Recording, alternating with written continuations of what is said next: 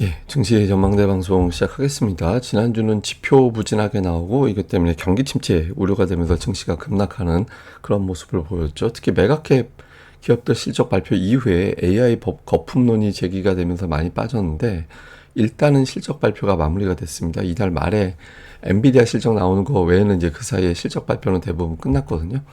수급적인 측면에서 보면 증시가 반도체주가 증시 하락을 주도하는 그런 모습을 보였고 주 후반에 2차 전지주들이 살짝 올라오는 그런 모습을 보인 게 특징이었는데 어쨌든 외국인 투자들이 주포였는데 3주 연속 매도하고 있거든요. 외국인들이 돌아서지 않는다라면 기술적 반등 이상의 반전은 좀 어렵다 이렇게 보는 시각이 많을 수밖에 없는 대목이죠. 우선 주요국 증시는 중국만 올랐고요. 대부분 다 많이 빠졌습니다. 특히 일본이 엔화 강세까지 겹치면서 일본이 급락을 했고 뭐 우리나라는 주간으로 보면 이렇게 낙폭이 크진 않습니다. 근데 어쨌든 코스피, 코스닥, 대만이 2% 비슷하게 빠졌죠. 나스닥이 3.4% 지난 주말에 더 빠진 게 있어서 전반적으로 기술주들 비중이 높거나 수출 비중이 높은 나라들 낙폭이 좀 컸다 이렇게 봐야 될 것 같고 종목들별로 보면 미국에서는 뭐 맥도날드, 로키드 마틴 그러니까 이런 종목들이 플러스가 났고 대부분 뭐 하락했습니다. 특히 마이크론 테크놀로지가 15.3% 빠졌는데 지난주에 캐터필러도 8.4% 빠졌거든요. JP모건도 6% 넘게 빠졌고, 그러니까 흔히 말하는 방어주들 이외에는 대부분 다 빠졌다. 많이 빠졌냐, 덜 빠졌냐 차이가 있을 뿐이지 경기 침체 걱정 때문에 대부분 다 이제 많이 빠졌고요. 코스닥 같은 경우는 JYP 정도를 제외하고는 대부분 다 이제 밀리는 그런 모습을 보였고, 코스피에서도 지난 주말에 2차 전지가 살짝 올라오면서 LG에너지 솔루션이 소폭 올라간 정도. 그 외에는 뭐 대부분 빠졌고 특히 SK하이닉스가 10%나 급락하는 그런 모습을 보였습니다. 그래서 지난주 뭐 우리나라, 미국 반도체주들 입장에서는 완전히 뭐 거의 재앙 가까운 그런 느낌을 좀 받는 주간이 됐죠. 시장이 이렇게 많이 빠졌던 건 경제 지표가 부진하게 나오면서 침체 우려가 확산됐기 때문입니다. 미국의 제조업 지표 46.8 상당히 좀 부진하게 나왔죠. 그러니까 예상치가 48.8 정도였는데 부진하게 나왔고 50 이하를 침체 국면으로 보는데 그 정도 내렸거든요. 근데 사실 미국에서는 미국 경제에서 제조업이 차지하는 비중이 10%밖에 안 돼요. 좀 과도하게 반응했다는 측면도 있는데 다만 이제 주말에 나왔던 미국의 고용 지표가 실업률 4.3%의 충격을 받은 거죠. 지난 그 직전에 4.1이었는데 어떻게 4.3까지 나오지? 그리고 4.3이 나오면서 흔히 얘기하는 샤메 법칙 12개월 내 최저 실업률에서 3개월 평균을 뺐는데 그게 0.5를 넘겨버리면 경기 침체가 온다. 실제로 보면 이게 샤메 법칙 그러니까 그 12개월 내 최저 실업률 빼기 3개월 이걸 갖다가 이제 수치를 나눈 그 수치를 보여준 거거든요. 근데 이게 실제로 0.5를 넘어가면 이 회색 선이 경기 침체예요. 근데 경기 침체가 왔다. 실제로 아니 뭐 당연히 이제 고용이 나빠지면 경기 침체가 오는 거죠. 그래서 이번에도 좀 침체로 가는 거 아닌가? 그러면 금리 인하를 침체 상태에서 금리 인하하면은 늦은 거고 주식시장은 빠지는 거고 이런 걱정을 하게 된 겁니다. 그런데 정작 이 이론을 만들었던 샴이라는 사람의 생각은 좀 달라요. 이 사람은 이제 뭐냐면 실업률 가지고 따지는 거니까 실업자 종류는 세 가지가 있다. 잘린 사람, 떠난 사람, 다음에 새롭게 뭐 대학 같은 거 졸업해가지고 이제 노동시장에 들어온 사람 이렇게 구분을 하는데 가장 중요한 실업자 중에서 이제 해고자의 비중이 얼마나 올라갔는지가 중요하다. 그래서 이전 평균을 보면 실업자 중에서 해고자의 비중이 평균 3.5% 정도 올라가면 이게 침체다 이렇게 보는데 지금은 2%밖에 안 된다라는 거예요.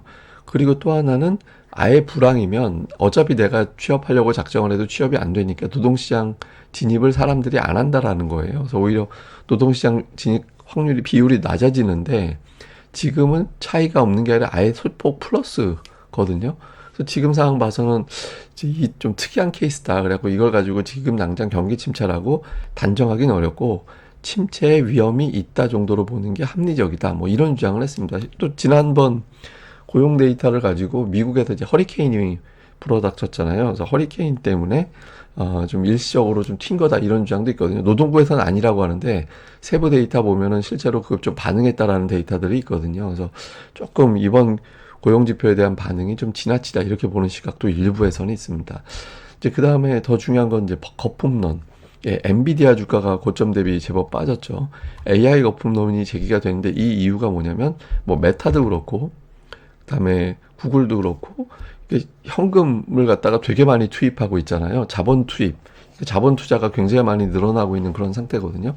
이렇게 투자를 많이 하는데 아웃풋, 당장 실적으로 연결되는 거는 생각보다 많지 않고 이렇게 되면 돈 많이 투입했다가 실적까지 연결되는데 되게 오래 걸리거나 연결 안 되면 어떡하지? 그러면은 회사의 실적이 갑작스럽게 뚝 떨어질 텐데, 그러니까 이런 걱정이 있는 거죠. 이제 그러다 보니까 주요 종목들이 불과 한 달 사이에 고점 대비 낙폭이 엄청나게 빠졌습니다. 테슬라 23%도 그렇지만 엔비디아가 21% 빠졌고 그다음 마이크론 테크놀로지가 33% 가까이 빠졌고 알파벳도 13%나 급락하는 그런 모습을 보였거든요. 그래서 지금 AI에 대한 어떤 투자, 여기에 대한 어떤 거부감 이런 것들이 일부 투자자들에게 가동이 되면서 시장이 좀 많이 빠지는 그런 모습을 보였습니다. 그리고 증시 주변에 한번 견뎌봐라 이런 느낌이 들 정도로 막 견디나 봐라. 그러니까 이런 느낌이 될 정도로 막 재료들이 쏟아져 나왔잖아요. 특히 선거 전후해 가지고 뭐 그 트럼프 대통령의 어떤 대만 반도체 발언, 다음에 미국의 반도체 제재, 일본의 엔캐리 청산, 다음에 중동 사태, 다음에 여기에 이제 또 애플 주식을 많이 팔았다라는 보도, 그러니까 버핏이 이런 보도까지 쏟아져 나왔죠. 그러니까 갑자기 악재가 이게 한 달 사이에 나온 거예요. 예, 한 달 사이에 쏟아져 나오는 재료들이 있었죠. 특히 이제 투자들이 주말에 버핏의 현금 비중 늘린 거를 좀 주목을 하던데, 현금 비중 추이거든요. 되게 많이 늘었죠. 근데 이게 사실은 애플 늘린 거예요. 애플 파는 거예요. 그러니까 2분기 현금이 880억 달러 증가됐는데, 그 중에 750억 달러, 거의 뭐 이 정도 90%가 이제 애플이라서 버핏이 그냥 애플을 많이 판 거지 뭐 현금을 특별하게 많이 늘린 것까지는 아닌 것 같다. 이런 주장도 있거든요. 근데 어쨌든 현금 비중이 늘어났고, 그러면 애플 왜 팔았지? 그 애플의 수치에서 매출액 대비 주가 비율을 보면 좀 비싸긴 하거든요. 그러니까 이제 버핏 같은 경우는 지금 주가에서는 매력도가 좀 떨어지는 것 같다 이렇게 봐서 현금화 시켰던 것 같습니다. 근데 이제 이거 외에도 일부 뭐 뱅크 오브 아메리카라든가 일부 금융주들에 대한 매도도 보도가 되긴 했죠. 그래서 어쨌든 이런 보도들 하나하나가 투자자들에게는 좀 압박이 되는 그런 이유로 작동을 했습니다. 그리고 무엇보다 연준이 좀 잘못한 것 같다. 금리 인하를 진작에 했어야 되는데 안 한 것 같다. 잘못하면 침체 인하할 것 같다. 그러니까 이게 이제 뭐 몇 번 보여드렸지만 침체 없는 금리 인하는 주식시장에는 강세. 딱 여기서부터 이 날짜부터 보면 되는데 이때부터 쭉 올라가기만 하잖아요. 그런데 침체 때문에 금리 인하하는 거는 반짝 올라가지만 대체적으로 증시가 부진했다.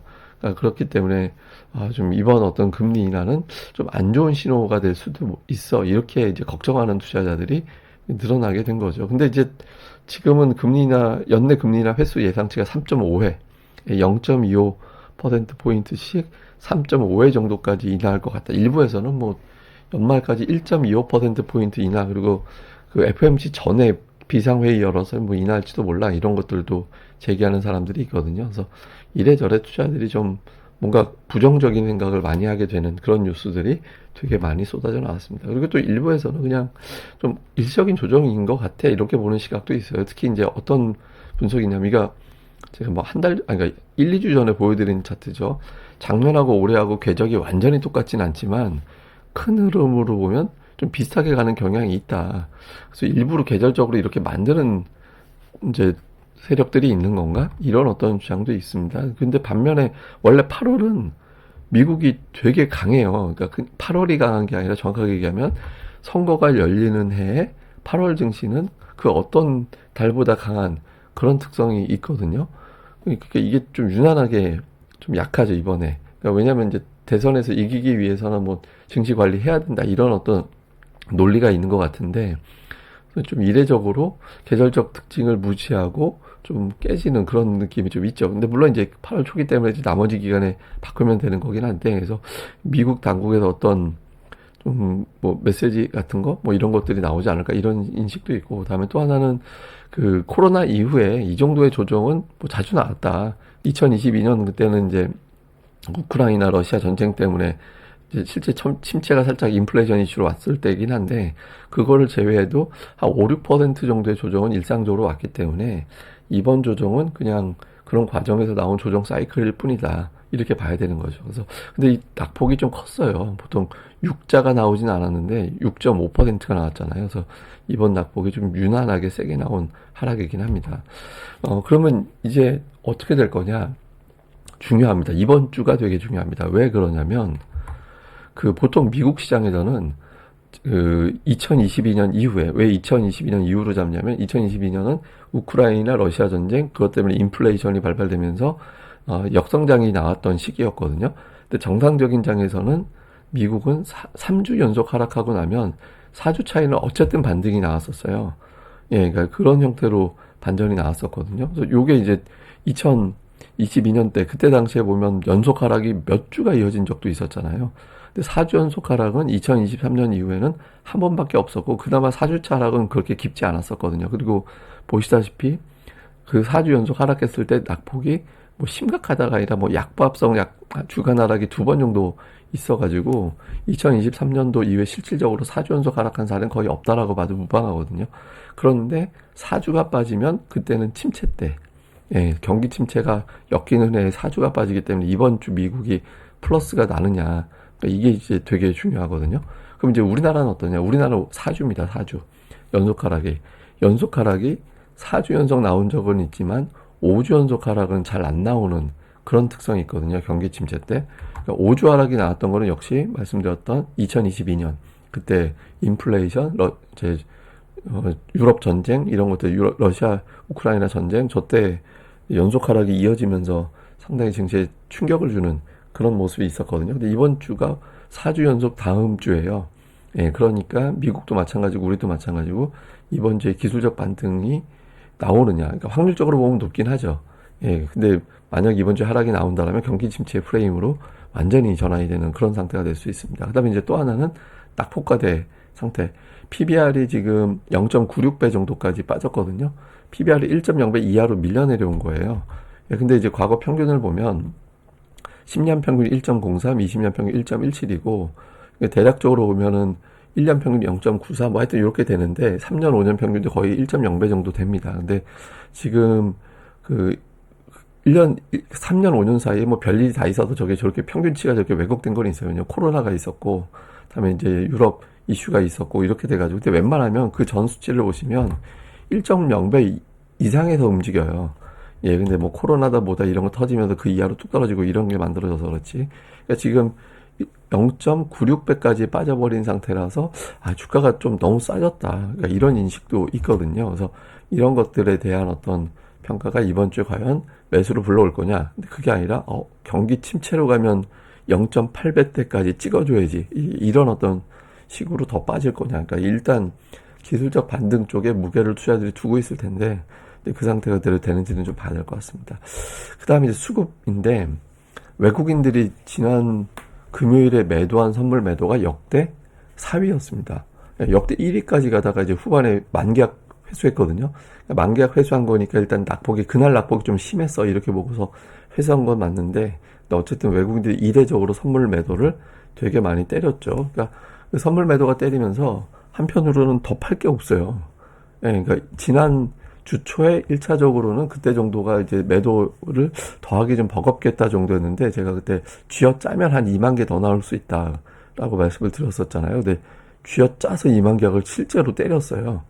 예, 근데 이제 쥐어 짠 것까지 다 해버려가지고 이번 주에는 선물 매수, 그러니까 주간으로는 매수로 바뀔 확률이 일단은 되게 높거든요. 그래서 실제로 이런 것들이 이제 가동이 되느냐 정상적으로 이거를 좀 볼 필요가 있죠. 근데 선물 대규모 뭐 매도하고 나서 다음 날은 플러스로 돌아서는 비율이 있긴 하지만 이게 뭐 무조건 상승으로 돌아서는 시그널이다. 이건 아니거든요. 근데 단기적으로는 좀 지수가 돌아설 확률이 조금은 높아 보이긴 합니다. 수급상으로는. 다음에 주요 종목으로 보면 삼성전자가 지금 계속 밀리고 있거든요. 그런데 달러 차트는 좀 달라요. 예, 달러 차트로 보면 지난주에 삼성전자를 보면 20주선에서 버텼어요. 예, 20주선에서 튕겨서 올라가는. 그러니까 우리 차트로 보면 완전히 음봉으로 끝난 건데 그 달러 차트로 보면 환율이 빠져버리는 바람에 튕겨서 올라갔고 지켜야 될 자리는 지켜냈거든요. 그러니까 삼성전자가 여기서 버텨내느냐 아니냐는 여기서 못 버티면 56달러 밑으로 빠지게 되는 거고 그렇게 되면 대략적으로 한 5% 정도의 조정이 추가적으로 나온다. 그러면 삼성전자 7만 5천 원까지 갔다 와야 된다는 이야기가 되거든요. 그래서 이번 주에 삼성전자가 튕겨 올라서 달러 차트 기준으로 이제 바닥을 쳤다, 이런 걸 이제 만들어 주는지, 7만 5천 원까지 가는지, 이제 삼성전자 주초의 반응이 상당히 중요해졌고, 그 다음에 이제 경기가 걱정이 되다 보니까 투자들이 이제 매수하는 거는 KT 같은 어떤 그 통신주들, 네, 이런 쪽에 좀 매수가 집중이 되는 그런 모습을 보였고, 그리고 이제 코스닥 쪽 같은 경우는 알테오젠이 지난 금요일에 이것까지 깨졌거든요. 그러니까 큰 추세로 보면 별로 안 빠진 것 같이 보이지만 금요일에 이것까지 빠지면서, 근데 오히려 그 2차 전지주들이 조금 회복되는 그런 모습이 있었거든요. 그러니까 매도가 피크가 될 때 자금의 로테이션이 일부 좀 가동이 된 것 같아요. 그래서 그게 이제 본격적으로 주도주 바꾸면서 코스닥 쪽에 어떤 변화가 생기는 신호가 나온 건지, 금요일에. 해서 주초에 낙폭주들 쪽으로 매수가 가는지 아니면 알테오젠이 다시 살아나는지, 그러니까 끌어가던 애 코스닥이 끌어서 올라간 적은 없죠. 그러니까 코스닥에서 어쨌든 상대적으로 강했던 애, 그게 아니라 낙폭주 쪽으로 넘어가느냐, 이게 이제 좀 그 알테오젠과 2차 전지주들 보면서 우리가 또 시황을 가늠해 보는 것도 도움이 될 것 같습니다. 그리고 수급에서는 외국인들이 3주 연속 팔았는데, 매도한 거를 보면 지난주 주간으로 놓고 볼 때 삼성전자와 하이닉스를 4천억 넘게 주간으로 팔았고, 생각보다 안 팔았죠. 예, 규모로 보면. 예, 주중에 이제 매수하고 막 그래가지고 그렇게 된 건데, 그리고 이제 매수한 거는 금융주, 제약바이오, 자동차, 항공, 방산 뭐 이런 것들 선별적으로 좀 통신주가 밑에 좀 깔려 있고, 이렇게 매수를 했고, 기관 투자자들이 삼성전자를 4,200억을 팔았습니다. 그리고 하이닉스까지 포함하면 거의 6천억 원 가까이, 예, 그렇게 이제 매도가 좀 집중이 되는 그런 모습을 보였고, 매수는 뭐 업종별 특징, 금융주, 지주회사, 2차전지 뭐 이런 것들을 선별적으로 좀 매수하는 그런 모습을 좀 보였고요. 코스닥 쪽에서는 게임주 외국인들 매수하고, 제약 바이오 매수하고, 엔터가 매수가 있었고, 그 외에는 뭐 그냥 골라 담는, 예, 그런 이제 매매가 좀 있었고요. 반도체 약간 빠지는 거 담았고, 기관 투자자들 같은 경우는 뭐 종목들별로 좀 업종 내에서 선별로 담았는데, 이게 2차 전지 매수가 좀 있었습니다. 그리고 반도체 중에서 조금 굵직한 종목보다 시가총액 상대적으로 좀 덜한 반도체주들을 골라서 담고, 그 다음에 이제 엔터주 담고, 그러니까 이런 모습이 있었거든요. 그래서 이제 빠지면서 줍줍한 종목군들이 좀 있었다라는 거는 좀 주목해 볼 필요가 있습니다. 이런 종목군들에 대해서는. 자, 총정리해보면, 경기 침체 기준, 미국이 4주 연속 빠지고 우리나라 5주 연속 빠지느냐, 이번 주 반등 나오느냐, 되게 중요한 기준점이 될 것 같고요. 그 다음에 특히 삼성전자가 7만 전자 돼버렸잖아요. 근데 7만 전자에서 매수세가 되게 세게 가동되는 그런 현상들이 좀 있었거든요. 그래서 이번 주에 실제로 되느냐, 아니면 이거조차 깨버릴 정도냐. 그 다음에 경기 침체론 제기되는데, 연준 인사들 이제 입이 풀렸잖아요. FOMC가 끝나서. 그래서 이 사람들이 경기 침체에 대한 코멘트를 할 가능성이 높은데, 자기들이 잘못했다라는 걸로 돼버리기 때문에 침체로 이야기하지 않을 것 같거든요. 또 시장을 좀 달래는 발언들이 나오는지. 그 다음에 시장에서 낙폭과대가 돼버린 상태인데, 낙폭과대인 건 다 알아요, 사람들이. 예, 근데 이 중에서 이제 가장 먼저 움직이는 업종이 뭐가 되느냐. 근데 막 낙폭과대라도 투자들이 쉽게 손이 안 나가는 장이거든요, 지금이. 근데 이제 몇몇 개 중에서 어떤 종목이 움직이느냐에 따라, 아, 이게 매수가 붙었구나, 이렇게 가늠이 되고, 그게 아니라 단타만 치는구나, 이런 것들이 구분이 될 수 있어서, 시가총액이 좀 묵직하고 경기 침체에 반응을 했다가, 아, 아니었구만, 이렇게 반응하는 종목군들이 올라가 주는 게 시장에는 좀 편안하게 될 수 있죠. 그래서 그 흐름도 되게 중요합니다. 그 다음에 제가 어제 텔레그램 채널로, 그 다음에 이제 고릴라 리서치 카페에 올려드렸던 내용인데, 코스피 역대 낙폭, 그러니까 하락률이 아니라 낙폭, 제가 탑 100인데 탑 10인데 탑 100이라고 했네요. 근데 어쨌든 요 순위를 좀 보면, 그 2020년도에 130포인트 빠진 적이 있긴 하거든요. 근데 이번 같은 경우가 101포인트라서, 그러니까 보면 그렇게 뭐 7위 정도 돼요. 네, 7위 정도 되는데, 이제 대체로 보면 그 다음 날은 올라가고 내려가고가 섞여 있는데, 2일차는 올라가는 날이 많았고, 연속 빠진 적은 없습니다. 그러니까 이날 빠지고 연속 이틀 연달아서 더 빠지는 경우는 없었거든요. 그러니까 월요일 또는 화요일 둘 중에 하나는 큰 반등이 나올 확률이 높다, 이렇게 이제 보고 있습니다. 근데 이틀 연속 올라간 경우도 별로 또 없어요. 3번밖에, 9번 중에서 3번이 2번 연속해서 올라간 사례라, 어쨌든 연속적으로 올라가는 비율이 높진 않지만 한 번 올라가면 되게 급반등하는, 예, 그런 형태를 보였기 때문에, 좀 이제 월화 중에도 하루 이제 치고 올라가는 흐름이 나올 가능성은 높은데, 근데 다만 이제 이렇게 크게 빠지고 나면 시장이 이게 평범한 장은 아니에요. 이게 보시다시피 100포인트 빠졌을 때 제가 선을 그어놓고 오면